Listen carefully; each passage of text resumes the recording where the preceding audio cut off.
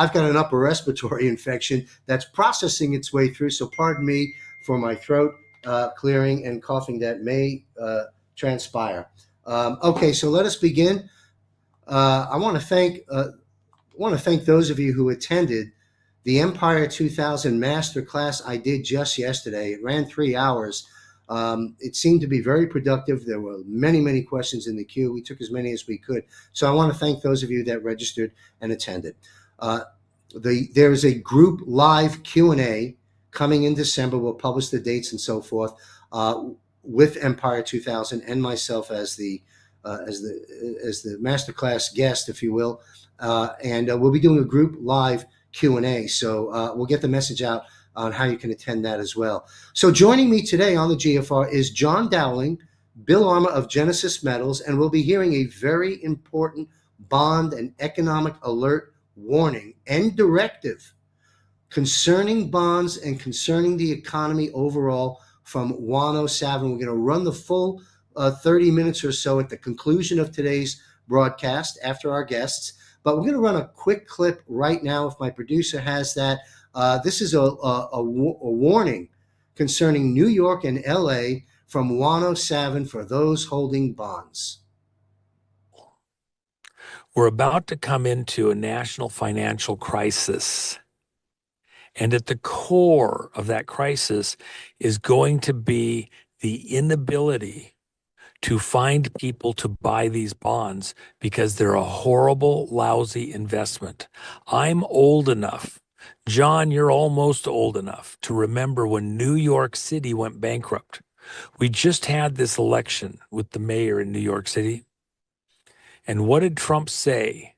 New York, if you elect this person, don't expect any federal money. Now, what was he referring to?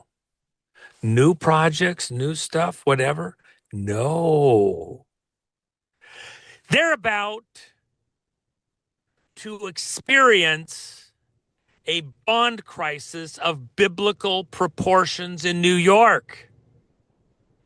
And when they come crying to the federal government for a bailout, what's Trump going to say? What's Trump going to do?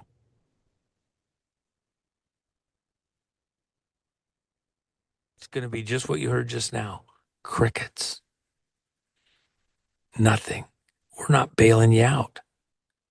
Same thing in Los Angeles. Oh my gosh, the dramas that are about to happen there. I mean, the dramas. Oh, you have no idea. If you're holding bonds, you need to get some good advice, and you need to get it now.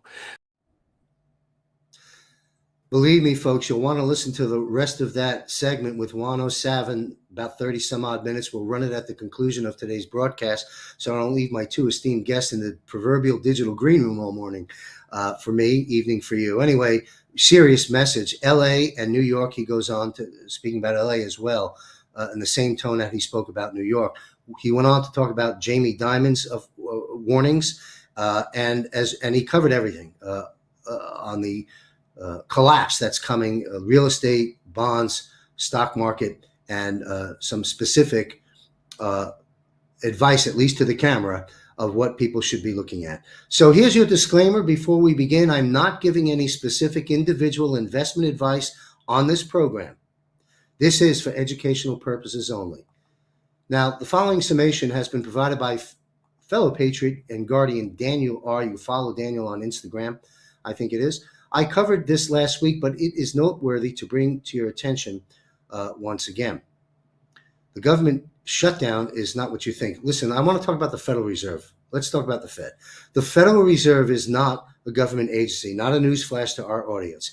It is a rogue cartel of private bankers that controls the money supply, manipulates interest rates, and engineers recessions and pays zero taxes. They print wealth for themselves while we drown in inflation and debt. The Federal Reserve has been an untouchable empire. Those days are coming to an end. This syndicate operates outside the Constitution, outside Congress, outside the will of the people. It answers only to the globalist elites and banking dynasties that have enslaved nations for over a century. Their weapons, money printing, interest hikes, inflation, manipulation, and financial collapse. Every crisis is engineered. Every boom and bust serves them. And I'll take us back to former Congressman Charles A. Lindbergh Sr. back in 1913, who said this, and I'm paraphrasing: when Woodrow Wilson signs this Federal Reserve Act, all recessions and depressions from this day forward will be scientifically engineered. He was right. Total tax exemption, complete immunity. Under 12 U.S. Section Code 531, the Federal Reserve is fully exempt from all taxation, federal, state, and local. While we break our backs paying taxes, the Federal Reserve hoards billions without returning a cent. This is not capitalism. This is financial slavery. Never audited. Ron Paul will tell you that. G. Edward Griffin would tell you that. Never audited, hiding the biggest crime in history. The Federal Reserve has never been fully audited. Why? Because a real audit would reveal the largest theft in modern history. Trillions upon trillions moved in secret. Wealth siphoned to the elites. Policies designed to keep the people poor, indebted, and submissive. Their end game? Total economic control. They want us cashless. They want us chipped. They want every transaction monitored, every dollar controlled. Their goal is permanent debt slavery, an entire nation of workers chained to a banking machine that answers to no one. Now we turn the story a bit. President Trump's mission: audit, expose, destroy. President Donald Trump has declared war on the deep state. To finish the job, the Fed must be dismantled. And this has been going on since 2020. That means a full forensic audit of every cent and every deal. Immediate termination of their tax-exempt status, an end to unlimited money printing, restoring sound money backed by real value by bringing it into the Treasury, returning control of currency to the people, not unelected bankers. Now, for anyone listening, and we're going to bring our guests on in just a moment, for everyone listening right now, keep this in mind. President Trump said in 2016, when he stepped up to the podium on that great inauguration day in 2016, you recall, get that picture in our head. Why do we want the picture? Because who was standing and behind him like a team? High brass military. That was a message. But what did President Trump say, among other things? I'm giving you back your country. We're restoring our constitutional republic. We're bringing the power back to the people. And that's what he's been doing ever since, including the dash that Derek Johnson speaks about, 45-47, all this time. Too late, I say too little too late, Powell. Days are going to be numbered, in my opinion. So you cannot restore the constitutional republic, give the power back to the people as promised by the president, while allowing the unconstitutional Federal Reserve, for that matter, the income tax code as well, to remain intact. And that's why these things have been deconstructed as we speak, and we've covered some of this before. Having said all that, let's bring in our guest. John is a patriot, truther, and has been directly involved in the global currency reset since 2012. He has, maybe we have an image of John. He has interviewed many prominent people in our movement on his podcast. John has a business background with an associate's in business finance from Fairfield University, as well as a master's in music business management. Interesting. I've written 50 songs. Music business management. I'd like to talk with you about that off camera. From Berklee College of Music. Furthermore, John's relationship with the Lord Jesus Christ has led him to this seminal point in history and his guiding post for life, relationship, finance, and all truth for a dire world in need of the true and living Savior. Please welcome, first time into the JMC fold, John Dowling. Welcome here, sir. Hi, Michael. How are you doing? Thanks, John Michael, for having me. I appreciate it. Thank you for being here. There's a lot I'd like to cover. I have a few questions I'd like to have you weigh in on, but by all means, during our segment, please raise any issues that I may not have raised that you think are timely and important for the American people to know. And I know you're very, very plugged in to the real world we're living in. You're certainly aware of the matrix we've been controlled in, and it's important to understand that, but equally important to understand what's happening in the parallel economies and world that's being created as we're entering into the dawning of the golden age later next year, in my opinion. I'd like to begin with this, myself included. A lot of folks would like some clarity, if you're able to respond to the Genius Act. There's been, confusions. There's been things that MAGA likes, things that MAGA doesn't like. Marjorie Taylor Greene certainly didn't care for certain aspects of that, but she's a different conversation for a different day. Genius Act. Can you talk with us about that a bit, John? Sure, John. I mean, there's a lot to it, obviously, but the nuts and bolts of it is it's basically a U.S. stablecoin act. The premise behind it is that it's supposed to provide a regulatory framework for all stablecoins to be backed one-to-one against cash and treasury reserves with a better sense of transparency and clarity. That's the premise behind it. I'm not personally sold on all of that because I think there's only, and again, I'm not a financial advisor. As you said earlier, it's not financial advice, just really good. From our diligent research, we have a very robust team that I'm honored to stand beside that helps in these capacities. And as we studied it and prayed about it, we believe ultimately at the end of the day, there's about 7 to 10 legitimate cryptos in that space that will pass the smell test, but a lot will be left by the wayside. What would be some of those, if you're prepared to respond, what would be some of the top 3, let's say, that would be favored, the 7 to 10 that you've just laid out? There are a lot of confusions of, XRP, XLM, Bitcoin, Ethereum, this thing, that thing. What would be the top 3 from your analysis? Well, I can only tell you what I hold. I can't speak for everybody else because, like you said, there's a myriad of different, ethos on the subject matter. But I'm a big proponent of gold and silver as God's money. I know you are. I know your staff is. So using that as a governance, XRP, XLM, Stellar Lumens, XDC, gold, silver, copper. It's going to be pegged to those. So when we go back to an asset-backed, treasury specifically backed monetary system backed by gold and silver, it will be pegged to that, which will give it stability, growth, and it is part of the new blockchain and the new economic ecosystem and where we're headed. Thank you. Bitcoin. Let's talk about Bitcoin. Eric Trump and the Trump Foundation, I guess it may be, is very involved, very vocal, and on the subject of Bitcoin. Talk with us about Bitcoin. Some people say it's going to go to zero. Some people say it was a black hat operation. Some people say get into Bitcoin. What say you? So I don't own any personally right now just because of its history and its price point. Start with that. I believe, are going to see, John Michael, 2 bull runs coming up. One somewhere, because President Trump is going to announce pretty soon here, somewhere either by the end of November, early December, a big push for the stock market, QE, quantitative easing, and that's going to find its way into the stock market and cryptos. So there'll be a short-term bull run, we believe, somewhere between, give or take, December, January. Then the market will crash. We believe in the first quarter. We've had guests.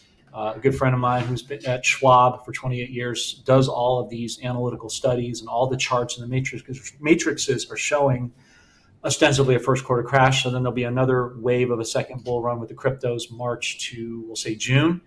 So with respect to Bitcoin, I do think it will go down dramatically. I could see it topping out at about 175,000 and going down to maybe 20,000 even. I could see it going lower. Now, whether the Trump administration will reuse that and peg it to gold and make it something good remains to be seen. But I wouldn't be a buyer right now at this point. Okay, and so that can contrast with XRP and XLM, does it not, because of the gold aspect, correct? It does. Yes, correct. Okay, excellent. Well, from a 40,000-foot view, because I'm an expert in nothing and a student in everything, but a pretty good student. And so I'm always learning. and perhaps I'll learn something here. From a 40,000-foot view, pardon me, would you say that? Well, look, we know the dollar's under attack. We know about the expanding BRICS nations. We know about all that, and the dollar's value down, I don't know, by some estimates, 10-12% year to date. How low do you think the dollar will go? How successful, it's a currency supremacy war. How successful will the elitists, the enemies, the central bank system, the cabal, et cetera, Federal Reserve, how low do you think the dollar will go? How successful will they be? And are we going to witness the actual death of the dollar? Or will the dollar, of course, then be rebounded by counter moves by President Trump? Well, so if you look at, excuse me, I'm sorry. If you look at the Dixie, the dollar index, it looks like it's really strong, 99 range, but that's an illusion. Yeah, it does. Because that's not countering for hyperinflation and inflation. Its real value right now is like less than a penny. And you know that because when you go to the gas station, grocery store, it costs, people are not making the connection, John, and that's what we're wholly tasked to do, is help them shine a light on it. They're not making the connection between the cost of goods and services. They're thinking that President Trump isn't lowering the gas price or any of that stuff. First of all, it goes down to the states. It's not federal on his side, it's states. A lot of the blue states are constricting the downward price control. But you're going to see the death of the Federal Reserve note and the birth of the U.S. note, Treasury backed by gold and silver. But right now, the dollar has no value. And again, you know that because it's costing more at the gas station, the grocery store, hardware store, wherever you go. It's taking more of those pieces of paper because they're just printing into infinity. And what you're seeing is the bubble on the stock market reaching its zenith before it pops. Yes, I agree with that. And the fact that you alluded to, says the dollar's not going to crash and go away over Trump's dead body, to use that expression. But it will continue to be plummeted due to the digital inflation that the Federal Reserve has created. And then it will be restored, backed by gold, would you say? Backed by gold, perhaps other commodities? To walk us through the transition from the suffering dollar today to the QFS. Touch on some of those points along the way so people at least can grasp the trajectory we're on, so that we don't get mired down into the muck of everything that's here and the worst that's yet to come. They can hang on to where we're heading. Can you bullet point some of the transitionary steps, please? Okay, I'll try to do it as succinctly as I can because, as you know, there's a lot of nuance to it. What he's doing is building a parallel economy. He's taking the old system, he's phasing it out. You know, if you notice with the shutdown, he started funding some of the government programs like SNAP, but now he's doing it with tariffs. He's not doing it with Federal Reserve taxpayer dollars. So there's a lot of confusion about tariffs. People think that that's a cost to the people. It's not. It's external, collecting from a lot of other countries. He's compiling, John, from the gold card. He's compiling from Nassar Jassar. He's compiling from the OFAC list, which is the Office of Foreign Assets Control. That's basically the Treasury cops. There's a list I can show you offline, 3,000 pages of all the seizures and arrests of assets worldwide that he's been collecting in alphabetical order, I might add, from every country for many, many years, including the tariffs. So you have all these tranches of money. So he's basically repulling this new system and he's transitioning the old system out. He's going to try to do it as seamlessly as possible, but there will be some bumps along the way because when you change the entire global economy, it's just impossible to make it completely smooth. But he'll do as much as he can, try to use what's called quantitative easing to blow the bubble up, basically expand the debt and kill the old Federal Reserve System. As Sun Tzu Water War said, never fear with an enemy that's in the process of destroying themselves. So he's letting the old system kill itself off and starve itself off while he brings in the new one.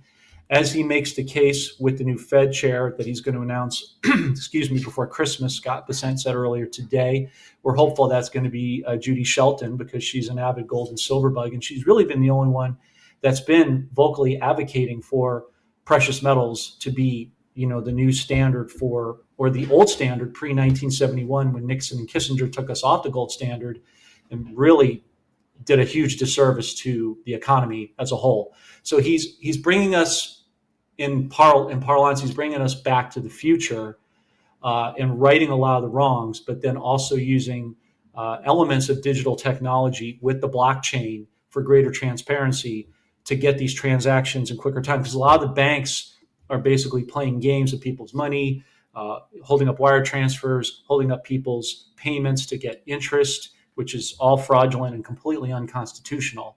So he's unwinding the bank's power. This Saturday, John, is an incredibly important seminal moment in our economic history because ISO 20022 goes into effect.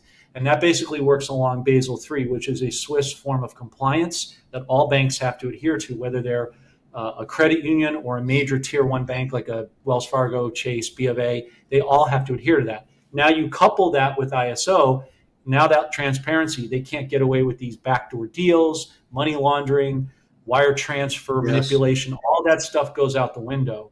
So that's how, in a nutshell, he's going to kind of try to do as much of a seamless transition from the old to the new as possible. Wow, that was a wonderful segment. You unpacked a lot of very interesting things I'd like to follow up on. Thank you for that. Let me begin with, I love the phrase you use, bringing us back to the future. That's well said, and it's exactly right. And I hope Judy Shelton gets in there. And to your point on Richard Nixon, I've seen the graphs. I'm sure you have. We're talking about an inflation graph, just nice until 1971, was it?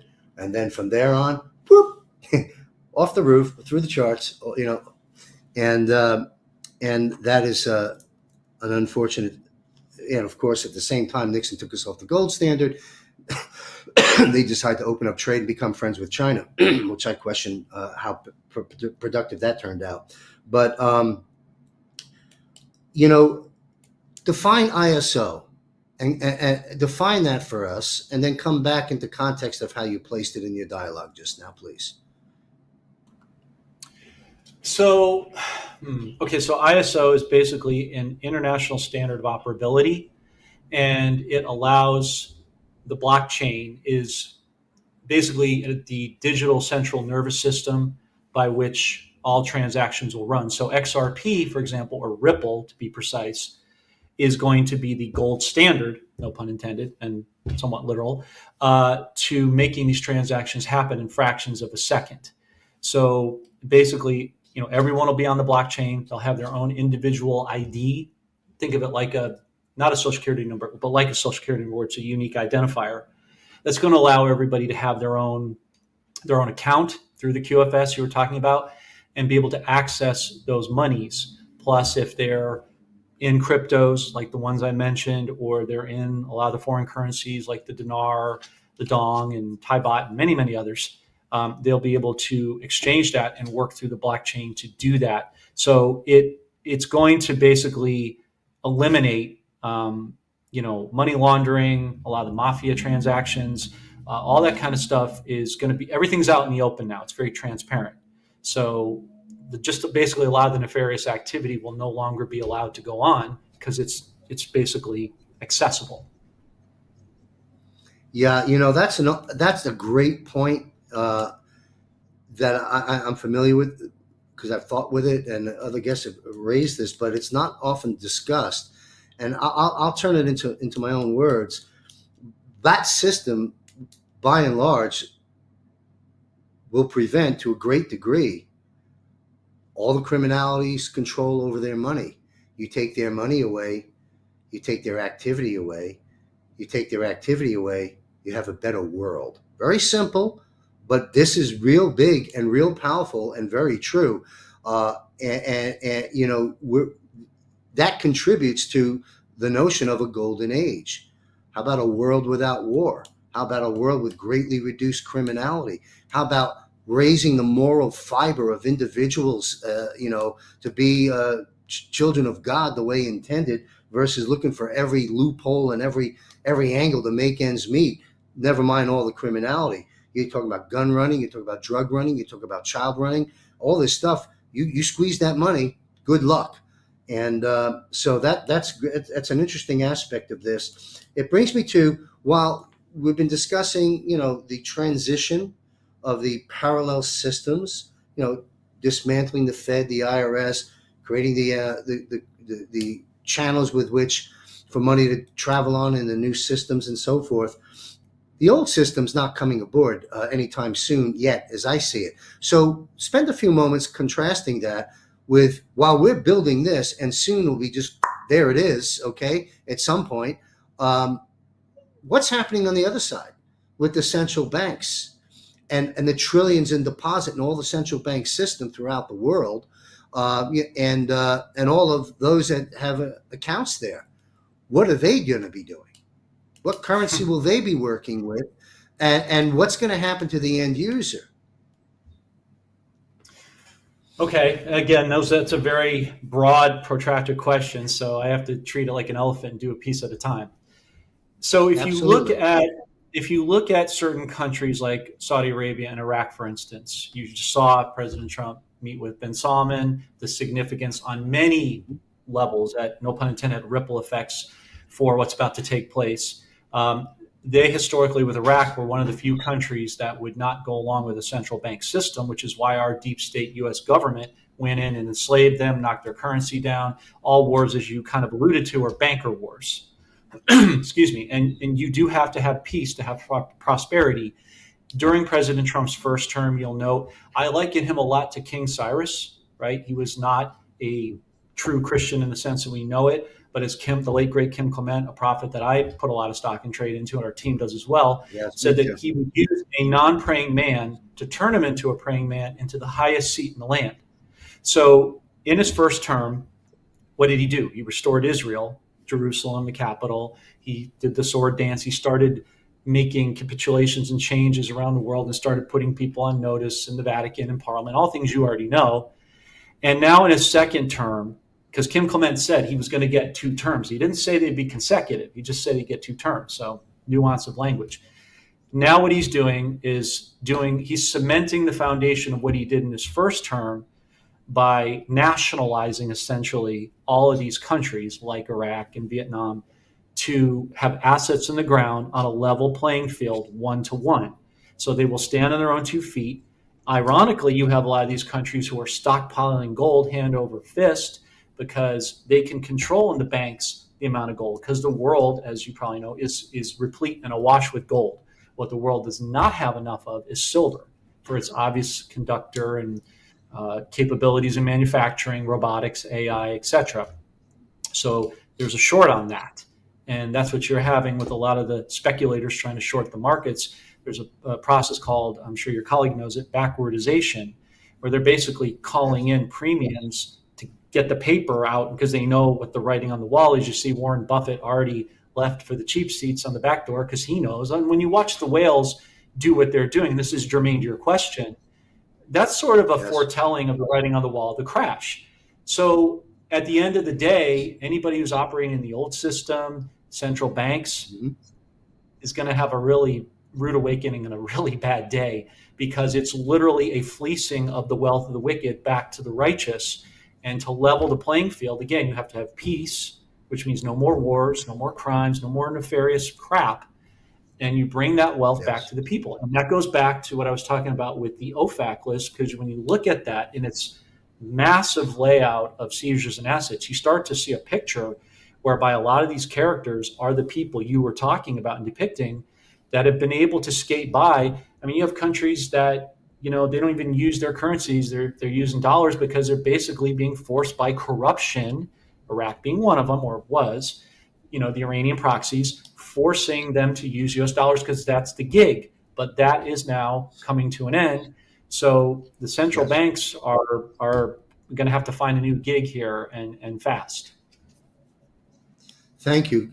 Good information. It seems to me that the central bank's plan would be a central bank digital currency, the CBDC, which of course President Trump speaks vehemently against. I've seen a segment of legalese in a document for Bank of America, for example, and it would stand to reason, as I understand all central banks, that they can convert the depositor's money from a current U.S. dollar into a central bank digital currency overnight by the flick of a switch. And then it's been often said by many of the folks we've interviewed And it's been stated by them themselves that they're going to bring in something similar to the Chinese credit scoring system. So would you concur with that narrative, a central bank digital currency versus our new soon-to-be treasury-backed dollar en route to a QFS situation? Meanwhile, on the other side, these central banks are sitting there, and the pot, it's trillions of dollars that we collectively have in these banks. Do you have any comments or warnings for those that remain fully in that system during this transition? Because I consider right now, John, this is the danger zone of the transition. This is where people can really get hurt. There's a mechanism that they can get hurt by. If they're holding bonds because they think bonds are safe, because typically they are, they're going to get hurt. We're going to talk about other markets in a moment. What's your commentary on the central bank digital currency and the trap that people may be in? Well, so first of all, I'm completely against anything in paper, stock market, CBDCs, especially. Europe is going to be particularly susceptible to that, and a lot of other foreign nations, because they don't have the constitution. And this is not by any means proselytization of my faith, although I'm unapologetically Christian. I don't shy away from it. But the U.S. is a different animal, and we wholly are constituted as a Judeo-Christian society, whereas other nations are not. So the people here have to stand up and fight against it. And part of what we're doing is this collective awareness to combat that. My point being is that I think a lot of foreign nations outside the U.S. are particularly susceptible, like Europe, like Australia, for instance, because they don't have what we have in the many blessings, and to include President Trump. But just because he's vehemently against it does not mean that the bad guys are not going to try to push and sneak it in the back door. Right. What they're not counting on is that our Lord Jesus, Yeshua, has a different plan to thwart the enemies, as Kim Clement said. But I think the number one antidote is for the people to stand up, be aware, be educated, do the research, and combat against it. Be into things that you physically touch and own, like precious metals, foreign currencies. You can do a crypto hardware wallet where you physically are on a decentralized network. Okay, so the CBDCs are a centralized network that the banks control. Decentralized, like XRP. Another one would be Shiba Inu on the Shibaverse, for instance. That's going to come out and combat Ethereum. It'll be the new Shibaverse will go against the Ethereum, because Ethereum is expensive. There's a lot of gas fees. You typically have to buy other coins through it, for example. So it's a lot more steps, where Shiba is going at some point, not today, but at some point it's going to have its own network that's independent and decentralized. So the key is to be in decentralized assets, physical assets you can touch and hold that are in your possession, because I am of the ethos, if you don't touch it, you don't hold it. Definitely don't be in the CBDCs. And I echo your guest about treasury bonds, particularly the 10 and 30-year yield bonds. China, Japan is dumping it hand over fist. I don't know if you're aware of this, but I had a guest on, you're probably familiar with, Lynette Zhang, and she was letting me know a few months back that in Japan this summer, the commercial real estate market was down 90%. Residential is 95%. My guest that I have from Schwab, that's a friend of mine I've known many, many years. You can see that on my podcast later on if you want. He goes into great detail breaking down the statistical analytical chart flow that he's been doing for the last several years. And on the 2 years he's been on my show, he's been spot on, even when I didn't want him to be, because it meant that this thing would be protracted a little bit. But ultimately, God is in the long game, and so must we be. And he's showing me that in the next, conservatively, 2 to 3 months from now, we're going to see this crash you were alluding to, which will affect the stock market, which will affect the cryptos. I mentioned that earlier, and it will certainly affect the residential real estate market. But the good news is when we go back to an asset-backed U.S. Treasury note, not a Federal Reserve note, that will give people real purchasing power, again, powered by precious metals, and ostensibly the cost of things will go down. I know it's hard for people to see right now, but they will go down dramatically, because what President Trump's going to do starting in December is start lowering the energy costs. Energy is the lifeblood of everything. You know that. So lower diesel costs means lower gas costs, means lower food costs, means lower electricity, and so on and so forth, because we now have all these quantum technologies that are going to have been suppressed from us for 50, 75, 100 years, who knows how long. And that's going to be the lifeblood. And that is accessible in assets in the ground in these different countries. I apologize for the verbosity, but it's only to explain your protracted question of how this all plays together and where we're headed. Thank you very much. I'm rapid firing at you here, but this is a good one or two more questions, and anything else you'd like to weigh in on before we wrap the segment up. I want to ask you about the 38, 39 trillion, pick your number, of the federal debt. From my understanding, research, guests I've interviewed, documents I've read, that the lion's share of that debt is not going to be ours. It's going to be moved off to those that fraudulently created it, namely the Federal Reserve. And maybe it ties into the fact that the U.S. corporation of 1871 is now defunct, thank you, President Trump. And with that, as that goes, so does that debt. It ties into that package as I see it. Quick response to that before I talk about the Saint Germain Trust and the confiscated gold from the tunnels and of the Vatican. What's your take on that 38 trillion? So I'm glad you asked this question, John Michael, because again, a lot to talk about here. I'll try to be as succinct as I can. Again, a lot to unpack. So we showed on my podcast years ago actual documentation that back in 2020 during COVID, President Trump actually baked the Fed into the Treasury. So it already happened in his first term. He used that downtime to rejigger things and reposition it in our favor, right? So I used the old Genesis 50:20, what the enemy meant for harm, God will use for good for the saving of all souls. Perfect depiction of what he did in a nutshell. I've had many great guests on my podcast like you have. I know we share a lot of the same guests over the years, Bill Holter being one of them. And Bill was quick to point out that the rate of unemployment is manipulated, so too is the rate of the quote unquote debt. And what constitutes debt? It's unconstitutional.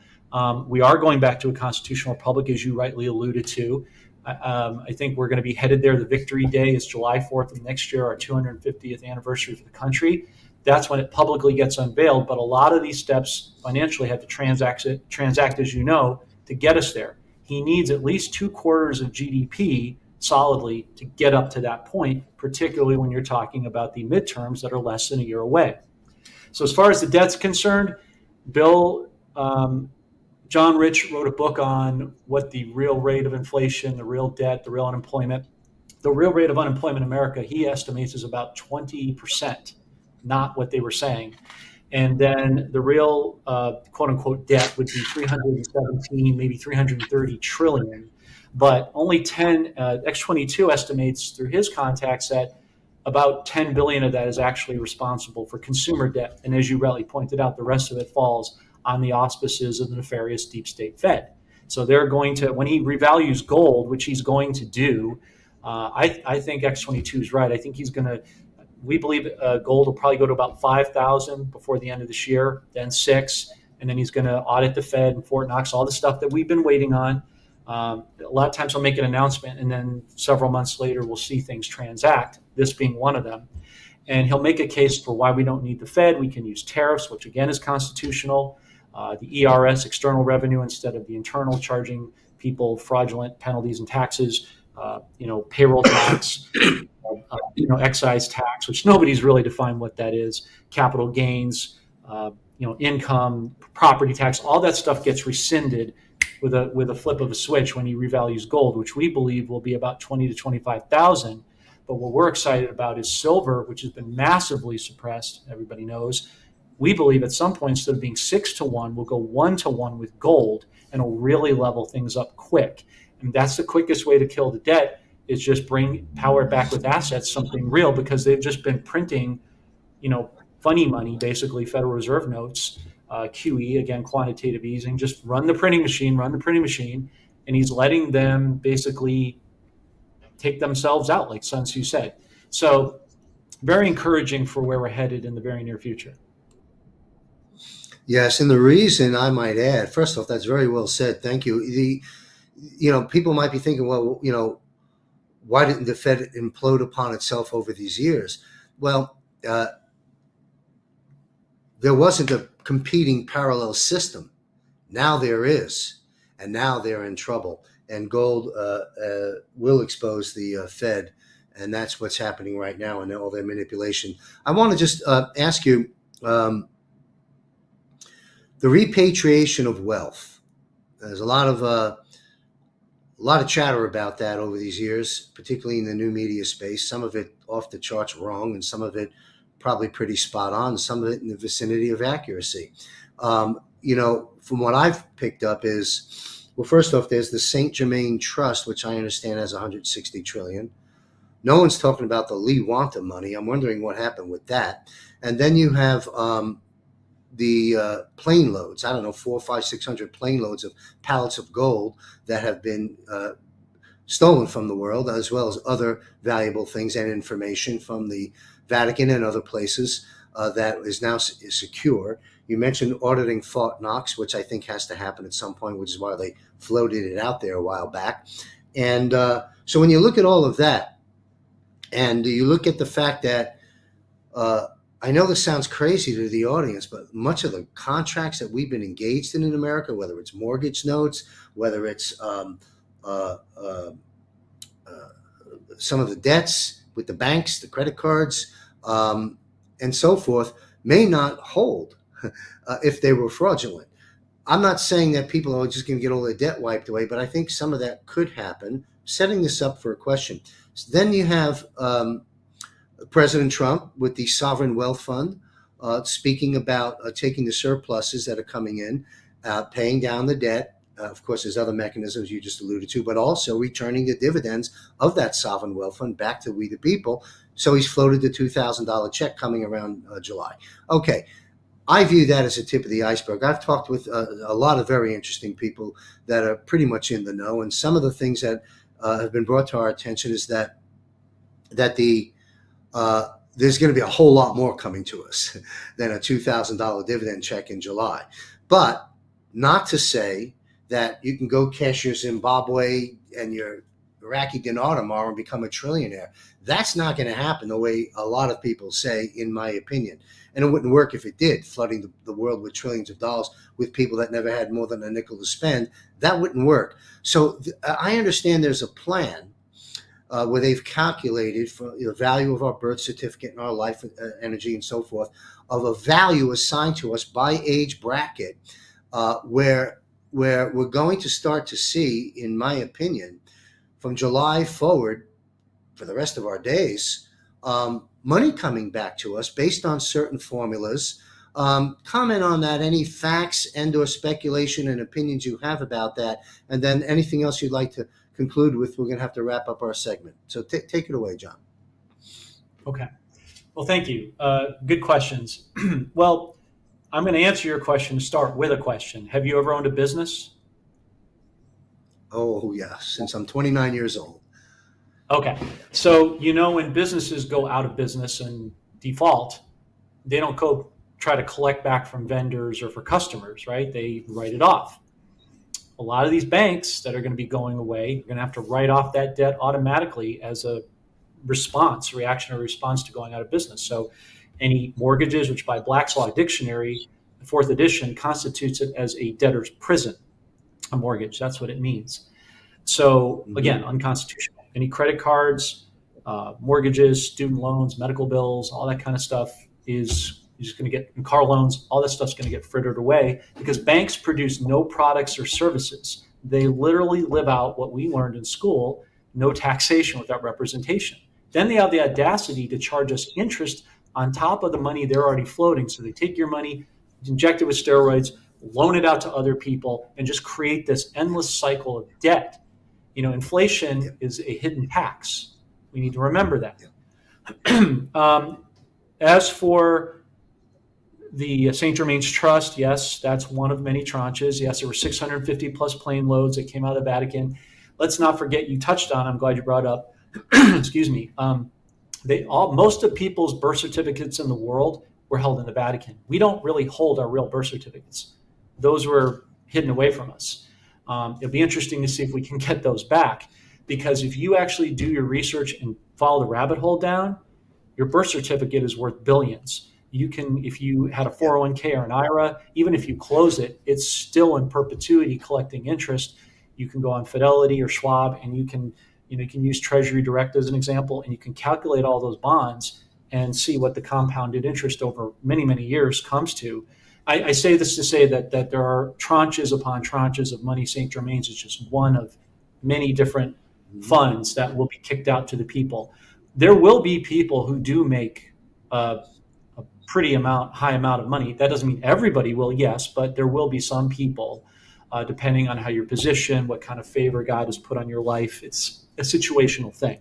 But for the lion's share, we believe that one of the plans is a tiered structure based on age. So if you've worked into the system 20 years, 30 years, 40 years, etc., NESARA will help as a form of it, or the Sovereign Wealth Fund, or the Golden Age, however you want to characterize it. Correct. That money is coming back in accelerated fashion to the people. You're right. They don't want to just, it's like when you drive a car, and we grew up in the East Coast, right? In the wintertime, if you flood it with too much gas, the engine seizes up. So you got to do it steadily and gradually. And I use that analogy for this. You can see where I'm going with it. They're going to start, small and build. I don't personally believe we're waiting until July for the 2000. That's a dividend. That's not a stimulus check. That's money's like a stock market dividend. When you make money on the market, that's a profit from the tariffs. So that's an important delineation. I think he's throwing the deep state off. I think that's coming much sooner, probably more like January, because he knows the dire situation. And not, you got to remember, John Michael, that I'm sure your metals expert would concur, about less than 1% of the population owns precious metals. Similarly, I would think probably 1% or less owns foreign currencies. So to the bad guys and even to the good guys, we're considered collateral damage because we're so minuscule in comparison to the whole of the population.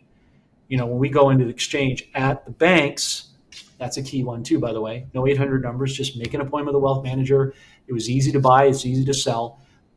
They will be collateral damage. They won't even really notice this because the whole of the population has no idea that this is going to happen. And by the time they do, if they ever do, it's after the fact. So yes, I do see, St. Germain's in a whole bunch of tranches coming back to the people in a variety of ways. The gold card, the $5 million gold card is going to be, spread out. There's just so many things that we are not privy to yet beyond what we do know. We're in an unprecedented place because, as you're probably aware, with the Kuwaiti dinar revaluing in 91, 92, I knew somebody whose family was involved in that. Germany, when they lost World War II, they were able to re-up their currency by doing this. This has happened before. It's just never happened on this grand scale. The thing that we, I think, need to focus on less than all the voluminous amounts of money is, are we prepared? Have we changed our mindset from lack to abundance, from fear to faith, from selfishness to selflessness? It's not a lecture. It's just an honest admission. I think the work is changing our mindset, taking action, and sowing where you prosper, right? What did Kim Clement say? Feed the lonely, the poor, the sick, the hungry, the needy, the widows, the orphans. This is my desire, says the Lord. We need to be motivated inwardly to act as a conduit the way the Lord would and think like he would think and help where he commands us to help. He's not against abundance. He just wants to know that it doesn't rule us, that it's not an idol to us, like a marriage or a job or anything else for that matter. It's money is a freedom and a vehicle to make things happen for the Lord. And I think that's, at the end of the day, where this all kind of lies. Well, I think that's a perfect way to end our segment. I know there's other information you wanted to share with us, but time is short. You've been the first guest here on the program. I find a lot of value in what you've presented, your analysis, your opinions, your facts, your speculations, well-founded, well-grounded, and well-delivered. I hope to have you back in the future where we'll just dive into one or two subjects in greater detail to extrapolate from you your views as we go through this global financial reset. I want to thank you, John Dowling. What's the best place for people to follow you and your work beyond your appearances on this show? Well, thanks again for having me, John Michael. I do look forward to being back with your permission, and it was great to connect with you. I can see why your guests and your audience respectively trust you so much. People can find me on a number of ways on YouTube. It's Chris, CHRIS, Real World, and my name. On Rumble under my name, BitChute under my name, and also Telegram under my name as well. And we don't offer the QFS. We don't have anybody sign up for that kind of stuff. We don't take donations or any of that stuff. If you see X or Facebook or Instagram, that is not us. Those are bots trying to impersonate us. We're not on any of those platforms. So there's only 4 places where we can be found. Great. Well, thank you very much. You're doing excellent work. You don't need to hear that from me. But I've acknowledged it just the same. Thank you, John, for being here. Appreciate it very much. We'll connect you up with our producer and have you back. Thank you very much. And to that note, folks, I want to talk about, John just mentioned something I just want to make a brief comment about. My Rumble channel, JMC Broadcasting, we have 2 channels. The main channel, it's about maybe almost 20,000 followers. And then we have the other channel, a backup channel with several thousand as well. We're getting spammed to death with people that pretend to be me with spin-offs of my name and email address. None of that is me. I do not offer, as John just mentioned, XRP, this thing, that thing. Forget about all that. That is not me. We put that in the show notes. Please don't click on those things. In fact, if you want to have some fun, tell them, go away, spammer. But we've got a dedicated person that we're bringing in now. Well, not bringing in, but spreading tasks out to get these people reported, blocked, and the hell out of the way. So please don't respond to them. That's not me. They're taking you down the wrong road. They should get a life and leave mine alone. So I'm just putting that out there to make it widely known. Bill Armour has built a unique career combining vocational ministry and expertise in the precious metals industry. Perhaps we have a picture of Bill, equipping him to bridge faith-based perspectives with practical wisdom in stewardship and business. He's originally from Tucson, Arizona. Bill Armour spent 8 years serving in the U.S. Army Reserves. Thereafter, he went on to attend the Azusa Pacific University, a Christian school in Southern California with a focus on Christian ministry and biblical studies. Bill is a precious metals expert and a director at Genesis Gold. He's my contact. Great guy, great information. He's on every other week here. Welcome back, Bill, to the GFR. Great to be back. Happy to be here. Thanks for having me. Thank you, Bill. Before I have you weigh in on anything you'd like to talk about and some of the important issues and events that may be on your mind that has caught your attention, say, in the past week or two, before we go there, let's talk about silver. Silver was just put on the 2025 critical minerals list. That's interesting. I think that's the first time. What does this mean in and of itself? And what impact will this have on silver, if any? Yeah, great question. So I would say silver just got a promotion. For the first time ever, so you are right, it's the first time ever, silver is now on the U.S. critical minerals list. And this list is really what that means is the government is saying that this material is essential for both and or our economy and our national security. So silver is not just a side metal anymore. It's not just a little brother to gold. It is officially part of the we cannot function without it club.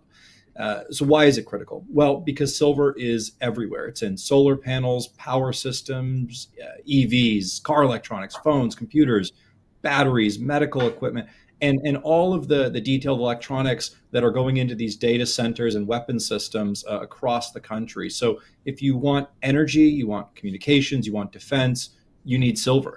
And it's hiding inside of almost every high-tech element we talk about. On top of that, demand from things like solar and clean energy and other different things just keeps climbing. So every time we push more batteries, more electrification, we're really saying we're going to need more silver.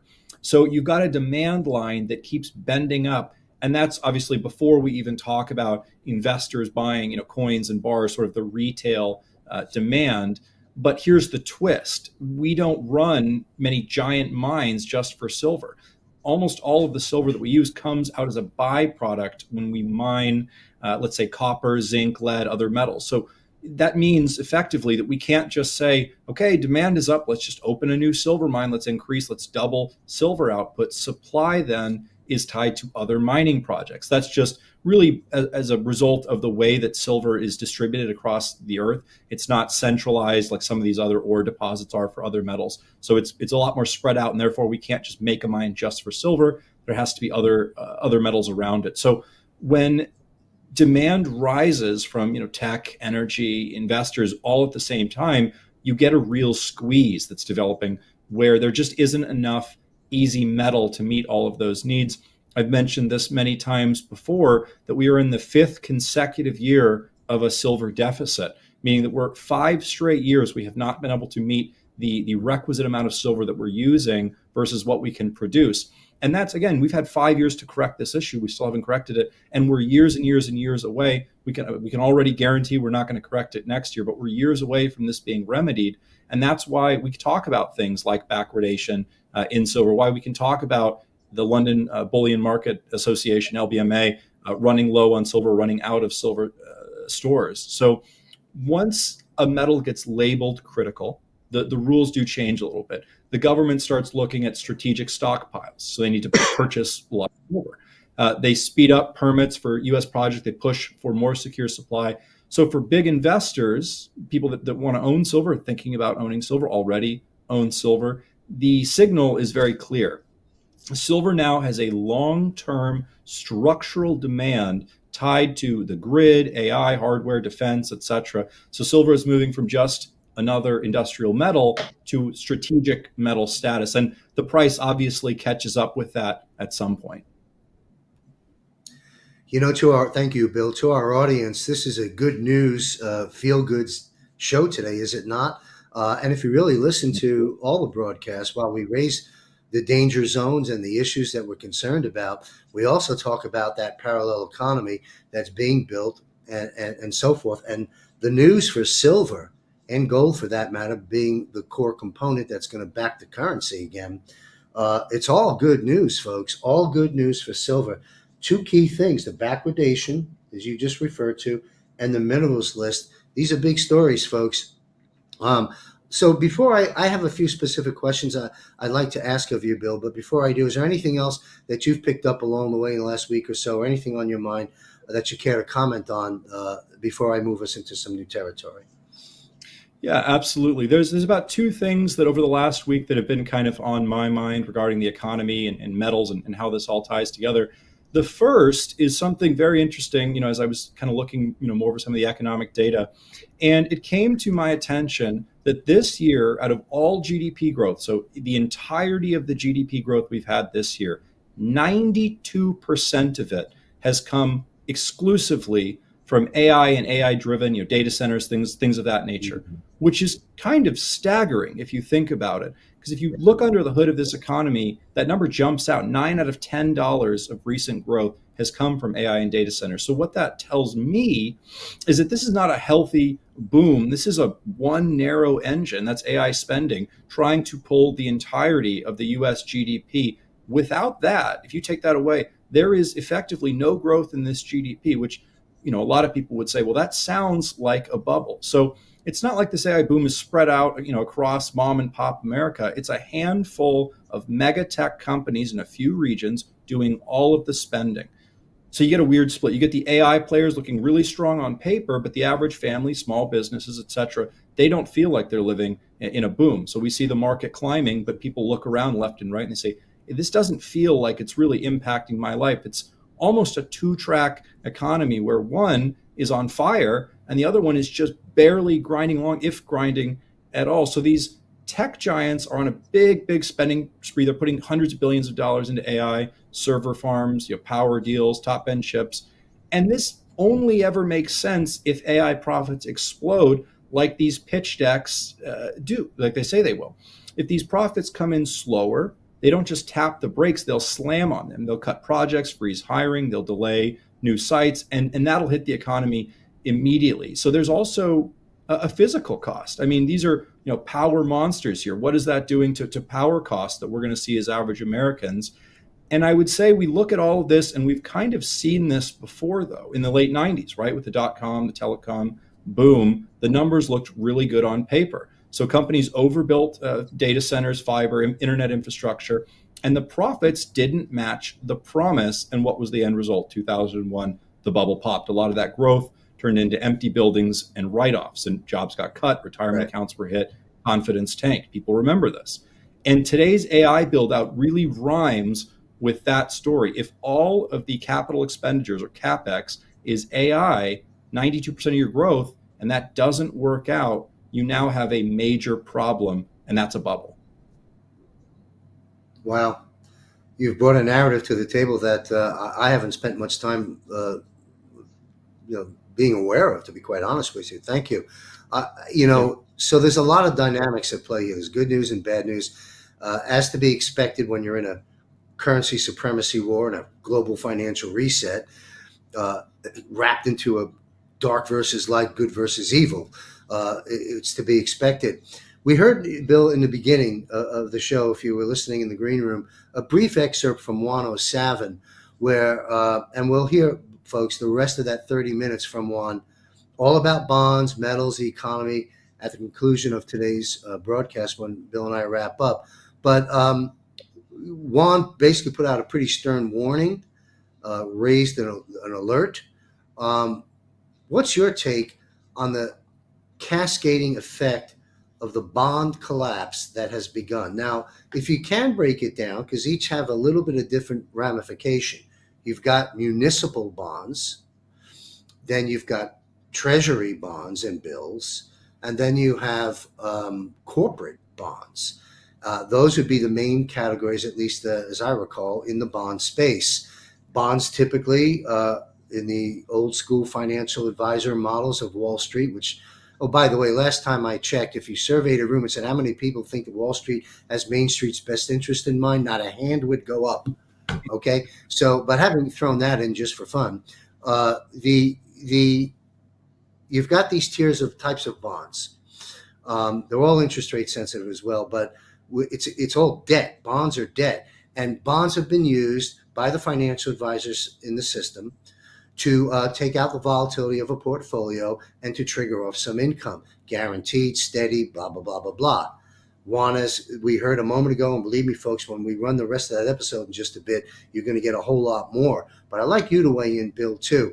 If you can, cover the 3 or 4 different type of bonds. The municipal bonds, which have already hit, I think the number was 46 billion 2 weeks ago of municipal bonds have been reduced down to junk status. That's the beginning.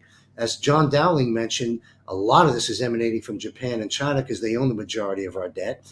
Juan talked about that a year or so ago, warning for this day. Okay, he's not Nostradamus; he just knows what's going on.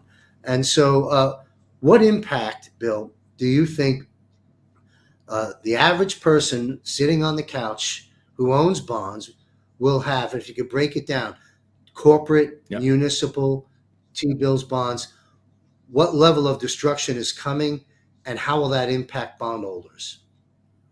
Yeah, absolutely. So I'll start kind of broadly. So global debt, and obviously some of this is going to be much larger because, obviously we've got derivatives and things like that play into this. But just, what we've got on paper here, easily an easy number to give out.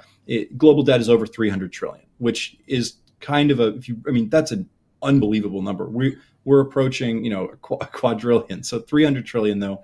And government bonds, and we could talk about any of the different types of bonds, but functionally they're looked at, at varying levels, but functionally they're looked at as the safe asset. And you kind of touched on that pensions and insurers and many different portfolios are made up of. So the bond market is not just another market.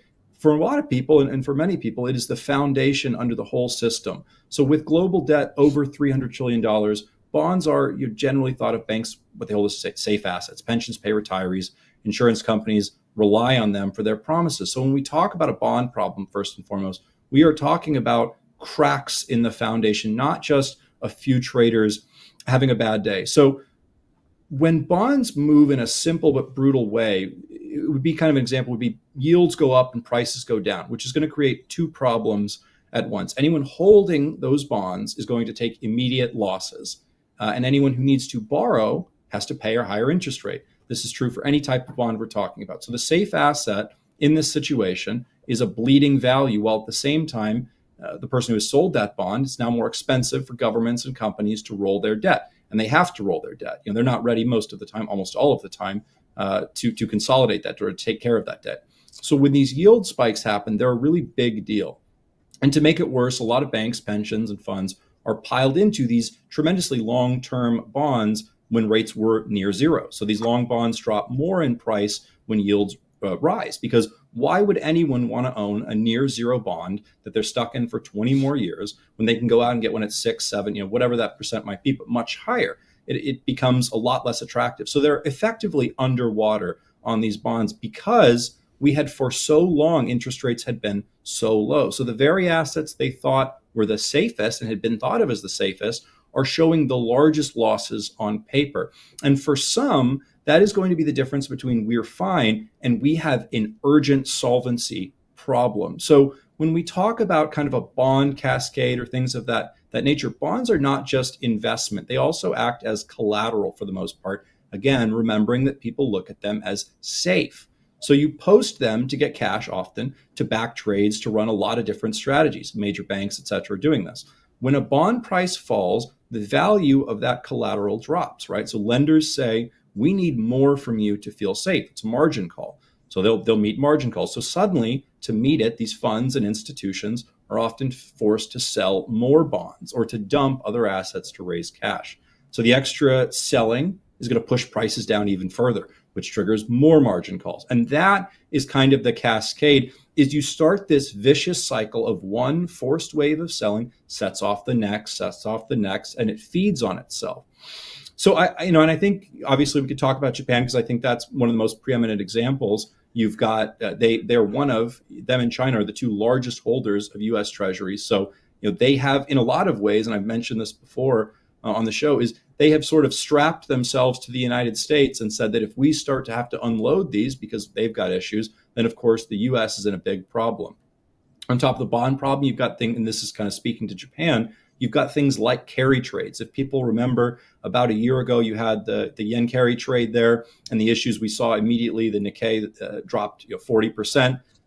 The stock market in the US, NASDAQ, et cetera, was 10+% over just a couple days because they tried to raise interest rates. So for years, big players in finance have borrowed cheap currencies like the yen and at times the yuan, and they've used that money to buy higher yielding assets across the world. So they get really cheap money from other countries. They use that to buy stocks, US bonds, maybe emerging market debt, even crypto in some cases. So as long as these funding currencies stayed weak and interest rates stayed low, it was free money. It was very, very easy money. But if those funding currencies start to lose strength, as we're seeing across the globe, or interest rates jump, those trades flip. Suddenly, the investor is losing money on the asset and on the currency side, and the only way out is to sell. So that selling isn't just Tokyo or Shanghai, it hits US stocks, bonds, risk assets everywhere, because those things were bought with borrowed yen or yuan. So we saw that obviously with the yuan trade, high credit yield. That's just a preview then of how tightly knit everything is. So I would say we don't even need to see a full-blown crisis to see the fragility, just the hint, I would say, of major players thinking they might want to bring money home, whether that's from China, Japan, US bonds, whatever it might be. And a jump in that local bond yield or a policy shift makes it look less attractive. So we then move to, they start trimming foreign bonds, they trim US bond stocks, treasuries, equities, and they push our yields higher, which puts pressure on our markets. And the Fed doesn't do anything there. They can't do anything because this is all happening outside of them. Not that they would lift a finger to help us. I think a lot of this is intentional, but it's a live example of how a bond shock can just cascade into all US portfolios. So yields rise, governments feel it too. That interest rate goes up, right? That interest bill. We're already talking about, we pay more in interest in debt on those bonds, T-bills and whatnot, that we've sold, that it's the largest expenditure in our national budget, more than the military, more than anything else. So that leaves governments with bad choices. Do you cut services? Do you raise taxes? Or do you lean on central banks? Obviously a terrible idea there. But every time a central bank has to jump in, we know the result there. And quickly it tells it tells the rest of the world that, oh, maybe they start to question the central bank, so they don't want that. So this facade, this cascade, we're not just talking about bonds going down a little bit. We're talking yield spike, margin call, forced selling, carry trades flipping and unwinding, foreign money leaving the US, and then governments obviously struggling with rising interest. So all to summarize all of that, the plumbing in this system begins to unwind, and that's why the system feels so fragile right now. Is a shock in one corner ends up hitting everything from your 401k to what you've got in the bank, and all of a sudden we see the dismantling of the US financial system. Wow. Thanks, Bill. That's a lot of good information, and that explains why Jamie Dimon of Chase is very concerned, put a public statement out about the bond crisis that's coming. Juan talks about that as well, which we're going to run that clip in just a little bit.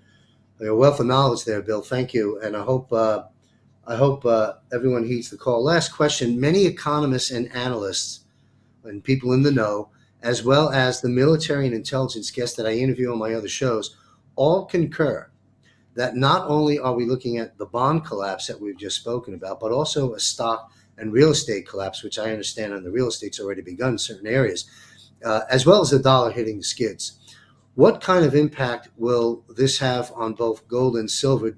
Do you concur that there's a stock and real estate collapse in addition to the bond collapse coming? And the key word here is collapse. While the Dow sits at 46, 47,000, you gave us one good reason why with the production surrounding AI. That could be a false sense of security. Would you concur there's going to be a big collapse in the stock market as well? A lot of folks feel that way. Yeah, absolutely. So I would say, I mean, you can, again, look at these valuations and you can realize pretty quickly that we are in, a very similar situation to '01. I mean, this is, I call it the everything bubble, because we've got, similar markings to '01 where we had a stock market crash. We have similar markings to '08 where we've got a real estate bubble. We've never been in a position where basically every major economic pillar is overvalued and ready for a massive sell-off. You've got bonds, you've got credit. I mean, every single piece we look at is overvalued, which is pretty unique. For every other major economic sell-off we've had, there's one or maybe at most two that we can point to, and maybe one really is the one that drives the other one dropping. But we've never had a situation where every single asset type, by and large here, at least paper assets, I should say, is facing this kind of issue. So if you have bonds in trouble, you have stocks sliding, real estate under pressure, and the dollar itself, that's not just a market dip. That's a trust problem. People start asking, what is actually safe here? And that's when they obviously would look outside the usual system, and that's where gold and silver would step in. Gold is unique because it's not anyone's IOU. It's not a bond. It's not a stock. It's not a promise. It's just gold.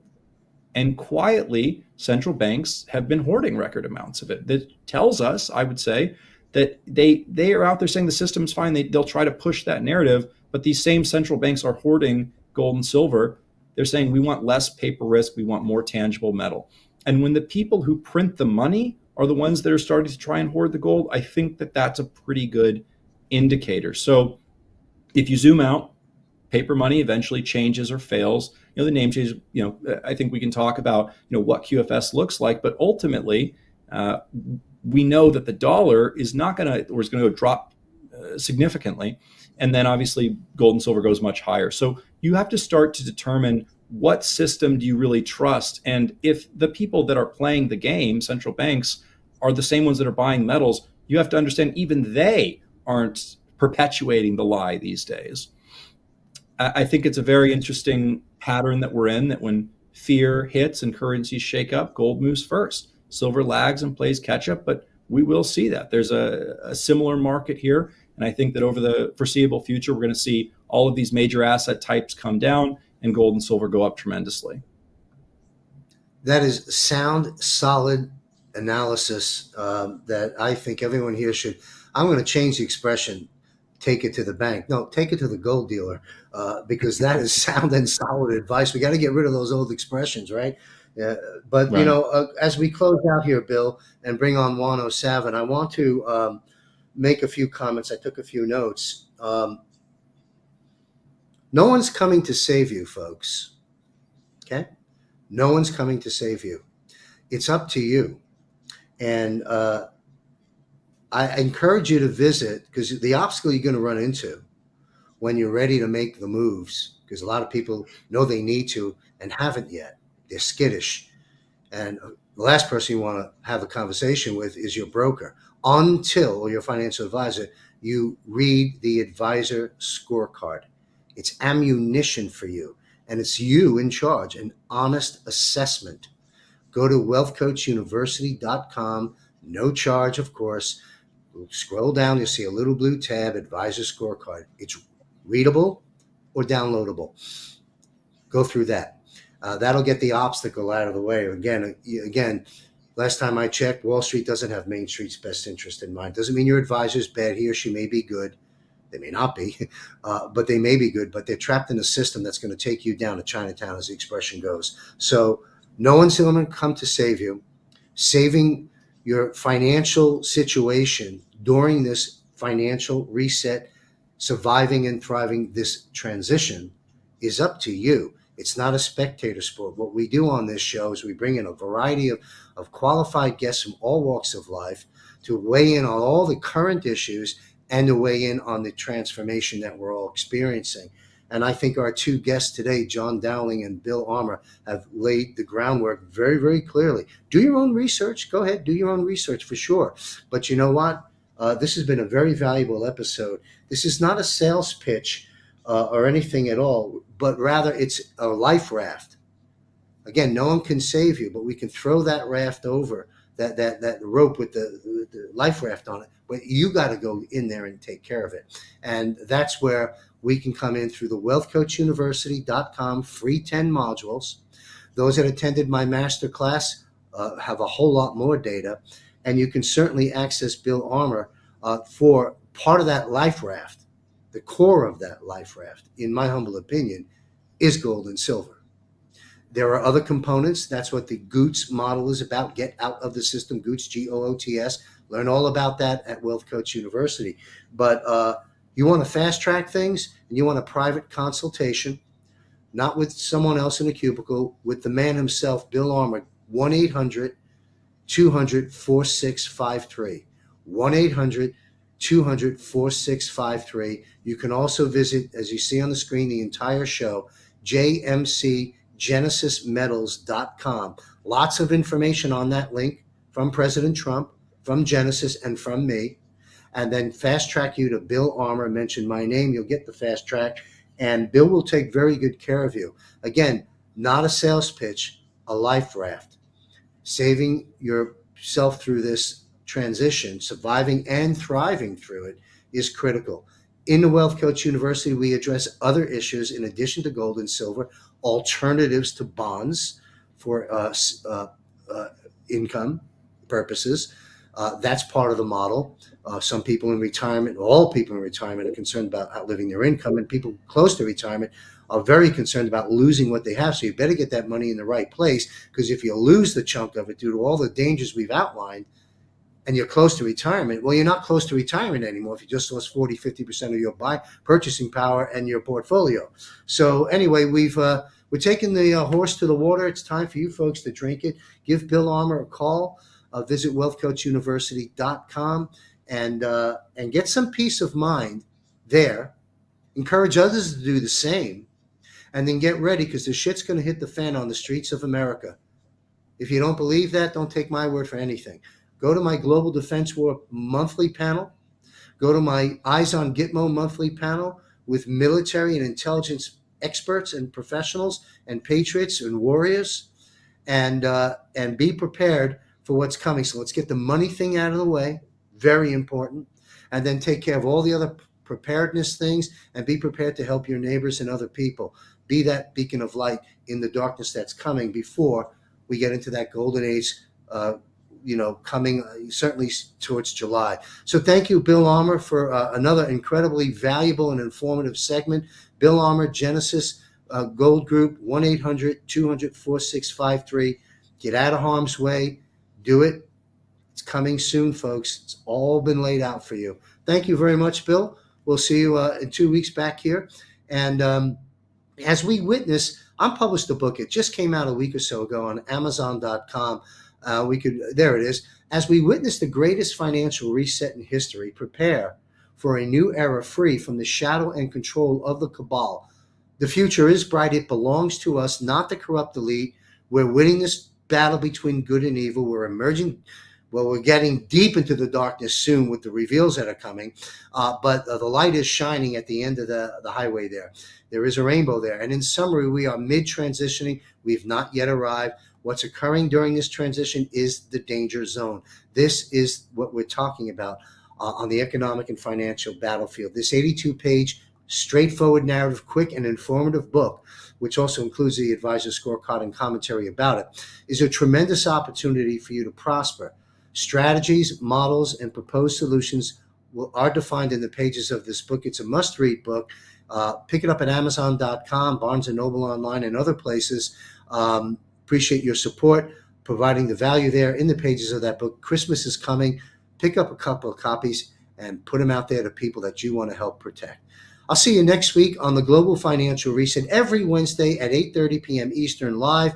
Be sure to visit jmcbroadcasting.com for our broadcast schedule and join my military and intelligence panels, Eyes on Gitmo, Global Defense War, and be sure to catch Ricardo Bosi of Australia One.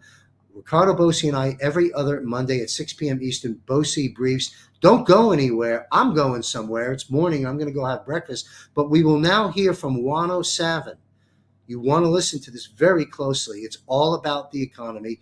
Very important segment. Juano Savin concerning bonds and economic alert warning and directive. I'll sign off right now. See you soon. Stay safe, everyone. Thanks for following and sharing my work. May God be with you.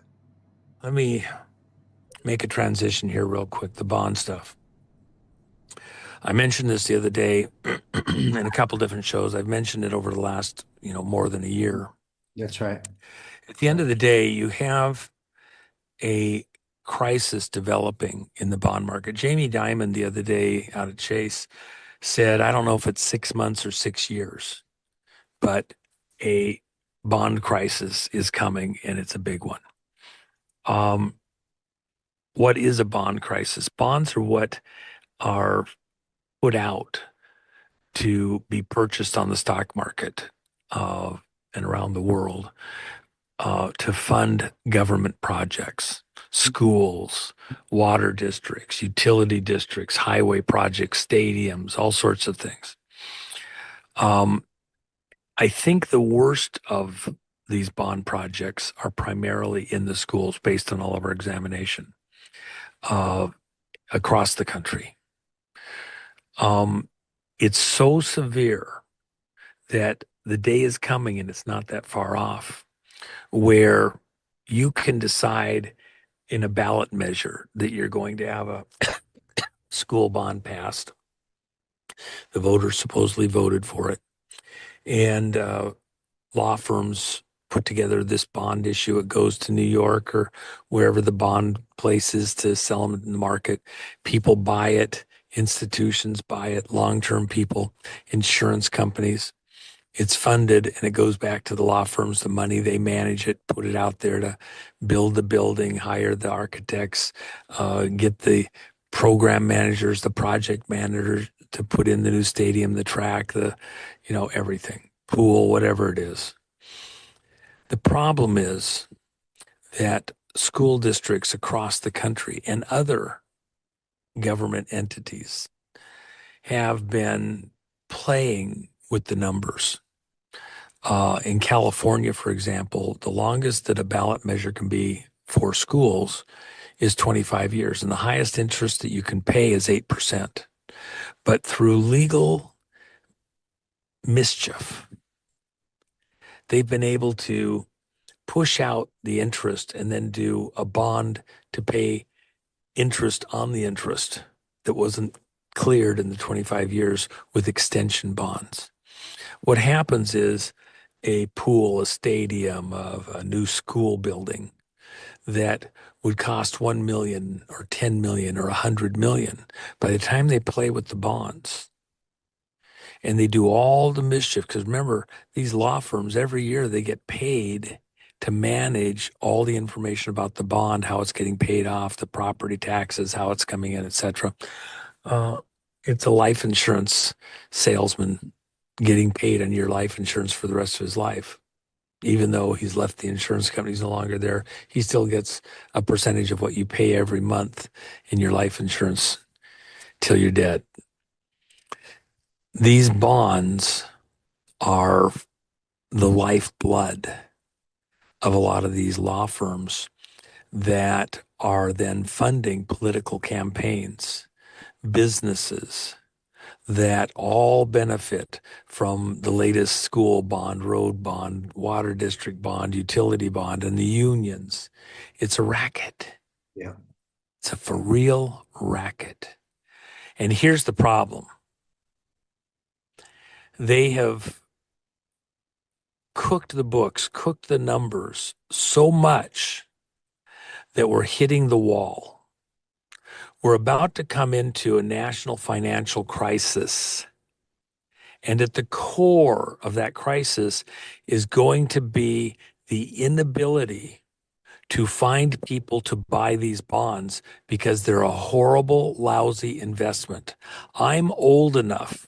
John, you're almost old enough to remember when New York City went bankrupt. We just had this election with the mayor in New York City. And what did Trump say? New York, if you elect this person, don't expect any federal money. Hmm. Now, what was he referring to? New projects, new stuff, whatever? No. They're about to experience a bond crisis of biblical proportions in New York. And when they come crying to the federal government for a bailout, what's Trump going to say? What's Trump going to do?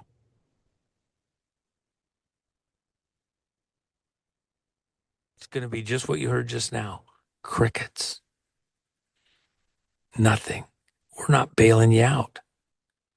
Same thing in Los Angeles. Oh my gosh, the dramas that are about to happen there. I mean, the dramas. Oh, you have no idea. If you're holding bonds, you need to get some good advice. You need to get it now. Bonds are usually held by widows, orphans, people that are unable to care for themselves any longer. And the bond money is supposed to be steady. It's absolutely certain. It's backed by the U.S. government, by the municipalities, the states. The feds aren't coming to bail them out. As Jamie Dimon said, and why did he say it? He wanted to protect his friends and buddies. Hello, there's a bond crisis coming. He didn't yell it in a crowded theater. He said it softly. He said it for those that have ears to hear. Get the hell out of the way before it gets you. That's the crisis that's coming. Get the hell out of the way while you still can. It's going to hurt, and it's going to hurt big time. And the people that put it in a position where you're going to have this problem, bunch of politicians. And by the way, those ballot measures, if you're having vote fraud to put people in office, how much of the vote fraud was also passing bond measures to obligate the taxpayers on their property taxes for money that the broad community was not in agreement with? Who's cooking the books? Mm-hmm. Okay, so that's the crisis that's just ahead. A wise man sees trouble and gets out of the way. So get out of the way while you still can. Not everybody's figured it out yet. Jamie Dimon's warning you. I told you it was coming. More and more people are talking about it. Get to something stable, solid, real currency, gold and silver, something tangible. I don't care what it is, and get the hell out of the way, because there's going to be a financial crisis, and it's going to be of biblical proportions. Figure it out. Juan, I've got two quick questions before you go. First off, thank you very Yep. much for all this. Very important. Uh, your impact is very strong, and I'm sure the audience is going to heed the call. About 80% plus, depending on the state and depending on the company, of life, health, and annuity insurers, by insurance commissioner rule and regulation, they're required to have, and this is a not an exact number, but 80 plus percent of their investment portfolios are in bonds, corporate, municipal, government, T-bills, etc. Um, do you could this magnitude of this collapse have an adverse effect on even a stable insurance company due to the fact that they've got all these bonds? Or do they have extra reserves and leverage? Is there any concern that you might have about the insurance companies themselves? Uh, doesn't have to be a rocket scientist. Go back and look at the last financial crisis and look at what happened to insurance companies and some of the bailout. Even when they got huge bailouts, they didn't take care of their customers. They put it in their own pocket. Um, the fleecing of the people that are holding those bonds is about to be epic. If your retirement is held largely in bonds, you should fear. That's my belief. I'm not an investment advisor. Yeah. I'm an observer. I have my own. But at the end of the day, if you have exposure there, you need to get some counsel and you need to do it immediately and verify that you're on solid ground. Maybe they'll tell you that the stuff that you have is pretty secure because it's not in New York or LA. It's some other place and it's really, really, really good. Okay. It's AAA plus rated. Oh, okay. A lot of those locations, as Jamie Dimon just warned everybody and others, he's not the only one. Others are saying the same thing. You need to be looking and thinking and understanding that your retirement is at risk. Literally, you're talking about political Bernie Madoffs running your retirement plan through government protected agencies and institutions. Let me just add this, okay? In the future, starting right now, the correct way to fund these huge government projects, let's say it's a new pool for the kids at the high school, some community development.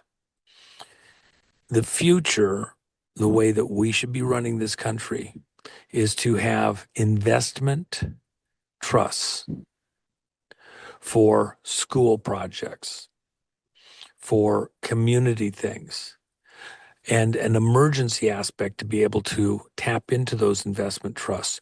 We shouldn't be borrowing from anybody. I looked at a situation with a school building in California with one of my experts just, 10 days ago. And we looked at what the cost of that building was. It was $1.2 million.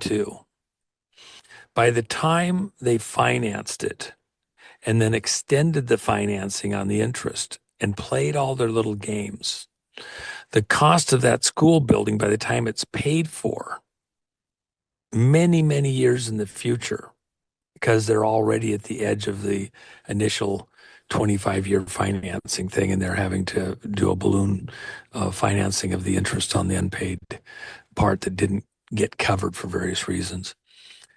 That school building won't just cost 3 or 4 times what it would have cost just cash. It'll cost 10 or more times. Actually, as we looked at it, we were both like, no, it's even more than that. It's just shocking. If they had just done a investment and held off in building that building for, say, 3 years, and taken the money from tax revenue, put it in the bank, got interest on it, allowed it to be invested, and then built the building on cash out of the bank, they could have paid for that building in 3 years. No interest, no huge property taxes forever, no law firms taking their bite out of it every year to manage the account. It's a racket. They'd have gone in, paid for it, hired the architects, got bidding on it that would have probably been even more competitive, and got her done. And they wouldn't know anything further for, done. Do community investment trust. Have a little emergency fund for the unexpected. Get it done.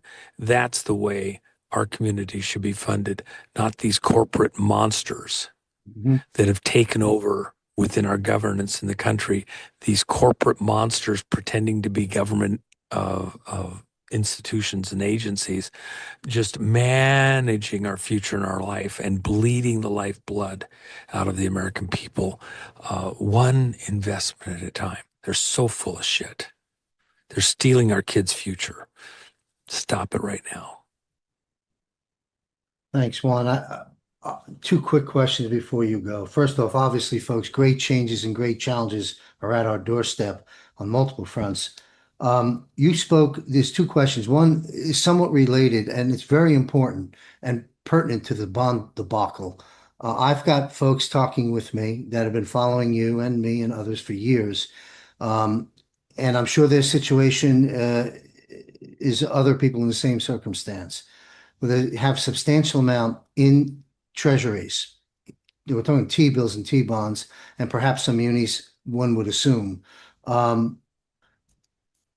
It's a related question. When we make the transition out of the financial system and move towards the QFS, or the stable coin backed by gold and other commodities and so forth, when the transition away from the Federal Reserve Treasury bill, our dollar today, comes into the new represented dollar, will it be a dollar for dollar move, or are people going to get a financial haircut when that transition takes place? I don't know if I'm phrasing the question pointed enough. Any response to that? Let's put it this way.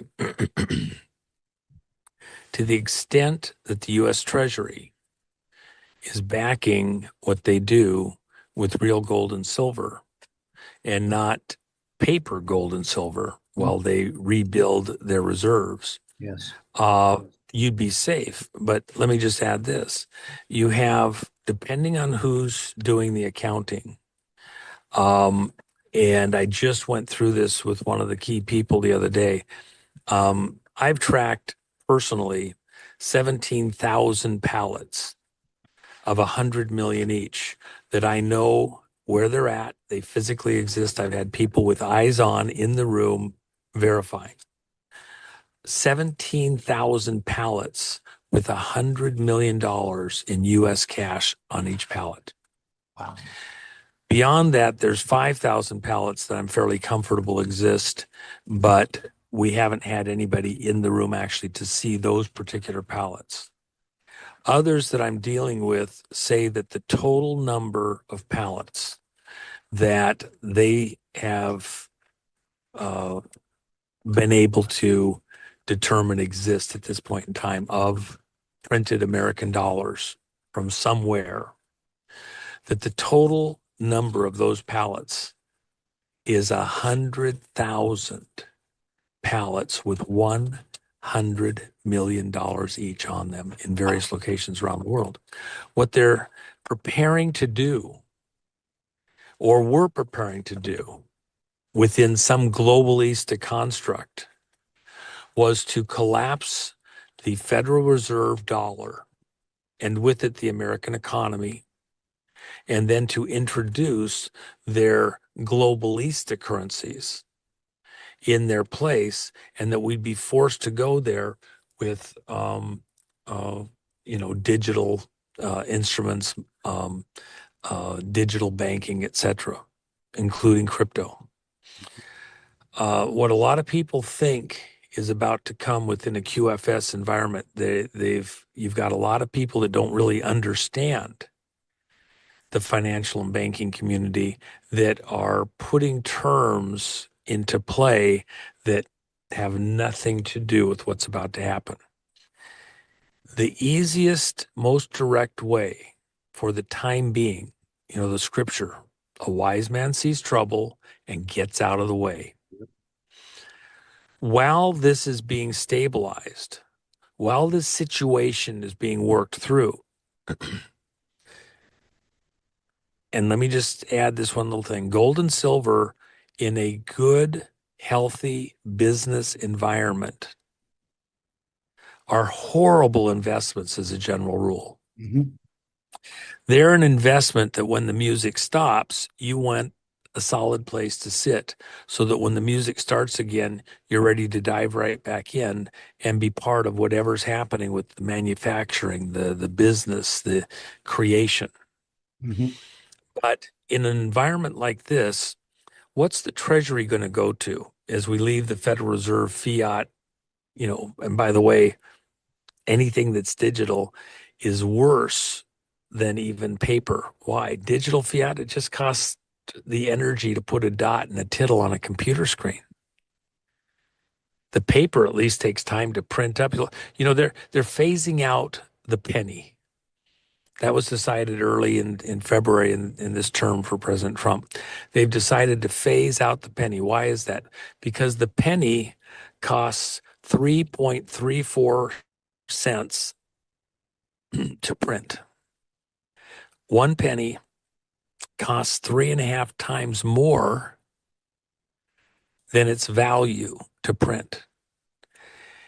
In this environment, think of all those $100 bills on all those pallets. What's the cost that somebody paid to print them? And what will they be worth if these people are able to foist them into the market? By the way, you can't collapse a currency. And I am an expert. I helped take down the ruble in the Soviet Union. Very few people you'll ever get a chance to talk to have ever helped take down a country on its currency. So I do know a little bit about what I'm talking about here. You can't collapse a currency through the banking system because they just turn off the machines. They turn off the bank machine. China did that, has been doing it over the last year. And you can't collapse the currency through the banking system. So what you do is you get it out there on the street, in the black market, person to person, and they decide to do the trade and what its value is. When we sent the rubles that Russia had printed up and we purchased back into Russia, the ruble collapsed. We didn't even get, we had a lot left over half the money still available to us. And the value of the ruble dropped from 40 rubles to the dollar to 200 rubles to a US dollar in a matter of months. You release all those American dollars out in the system across the world because it really is traded as a world currency, and the confidence in the dollar goes to next to nothing. That was the plan. That was the plan. Trump and team are going against that, stopping it. That's why you see the war Yes. with Powell at the Federal Reserve. I've said all of this to your audience numerous times before. We've had this conversation. He's defending the treasury dollar. What is the constitutional treasury dollar? It's a silver coin. It's a gold printed, minted piece of gold, a piece of silver, real coin. That's the coinage. And that has substance. It's tangible. It's not fiat. It's not fake. It's real. In a moment when everything becomes surreal, when everything's in play, and even the Treasury, while it's rebuilding, is going to have to give a discount. If you want your gold and silver right now, you'll take a percentage, not all of it. You'll have to allow time to fully redeem what you have there, but you can do that as long as you don't have to have it tomorrow. And you'll get fully paid. And that'll be the enticement, because they're going to rebuild the treasury from our own mines, our own stock across America. It has to be pulled out, melted down, minted, printed, and then put back into availability for circulation and certified. You'll have certificates for gold and silver on deposit. In the meantime, we don't have enough to cover everything. So you'll have to take the good faith and promise of the American people as we rebuild our treasury that was looted Yes. over the last 100 years. If you want to not have to have risk, right now, you can buy gold and silver coin. Don't buy it for collector value, which is numismatic value. Oh, it's got the right date. Oh, it's got the right mint that printed it. Oh, it's got, just the crispest print, and it's not as bad as that other one because it's been handed around. It was circulated. It's all dinged up. Just buy it, the cheapest stuff you can get, circulated. You don't care about the condition. It's a actual U.S. government minted coin, not for numismatic collector value, but for the weight and purity of the silver, certified by the U.S. government. You pay a premium for that because it is certified, weighed, minted, printed. It's a certified purity, and it's a certified weight. That's why you pay a little bit of a premium for it. Get that and ride this out, and you don't have to wonder if the Treasury is going to honor its commitments on its bonds. Get the hell out of the way while you still can. This is a moving situation. I haven't even raised the prices on my silver, our Gitmo coins, and our Melania stuff over at Gumroad. Allpatriots.gumroad.com is where my site is, or Jennifer's site, the jennifermack.com. You got to put the in there because it, the jennifermack.com. I'm going to have to raise those prices fairly shortly because the price is moving. Now, silver went up in the last 2 days, 2 trading sessions, almost $4. Right. And actually almost $5. And so I'll have to make a move there. Maybe it gets there before I make that change. You're a genius. But these prices are going to go up. The next hold point, I told you it was going to be at 50. It was there. It popped through, popped back down. They've been trying to hold the price back on silver. Next stop point is 70. Get in there now while you're a genius to do it. And by the way, gold will move also, but it's much harder for gold to double and triple from this point. Silver is the undervalued currency. So I've talked about that before. I don't want to, take time today on that. But people need to think quickly and move quickly. And if you've got it in your retirement plan, you have control over it. I would strongly suggest that you get serious right now because the dramas are coming. When you have war, like what we're going to do in Venezuela shortly, and you have the political turmoil with President Trump going to a different type of election system, and people are going to go crazy. I mean, the kooks and lunatics are going to be on the loose, and it's going to be epic. Okay? Civil unrest, not civil war, but it's still going to be dramatic.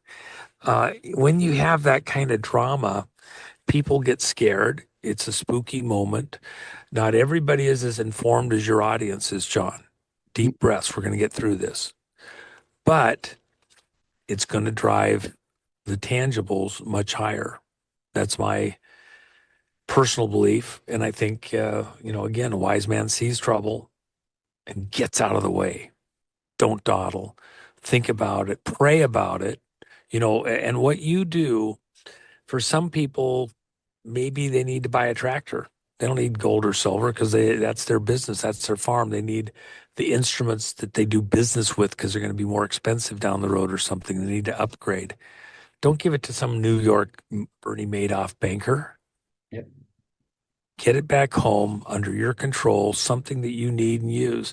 It may be as simple as, what are you going to buy with gold and silver if you've only got a little bit of bucks to you? Food? Maybe you need to, buy a grinder and grind your own flour. It'll be healthier anyway. Okay. And get the red winter wheat and make some homemade bread. Enjoy life, be healthier. What are you going to buy? Your neighbor's going to want to buy food. Well, you can give them MREs or you can give them fresh bread. Trade a few silver dimes for it, whatever it is. And we're not going into a dystopian end of the world phase here. This is not where America's going. This isn't going into your bunkers. There is a dark night for America coming. It'll be a near-death experience, but it'll be very short-lived. And it has to be done in order to regain control within certain operations and agencies. But that's very short-lived, couple of weeks. Okay. And the far side of this, America's going to prosper like you've never, ever imagined. It's going to be unbelievable. Technology, all sorts of beautiful things. It really is going to be an amazing moment. But there's drama ahead.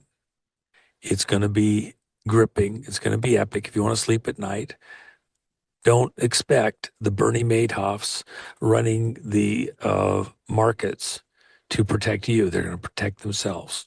Get out of the way. Do it while you still can, and sleep at night. That's my advice. And in the meantime, count your blessings.